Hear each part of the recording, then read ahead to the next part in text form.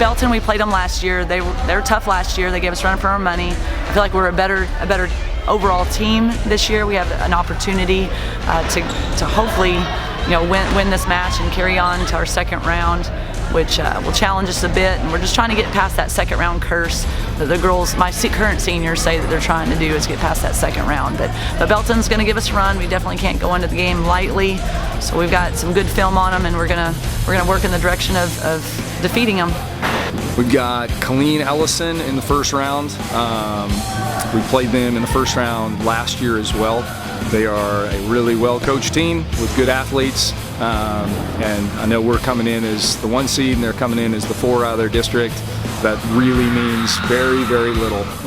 It'll be an incredibly competitive match.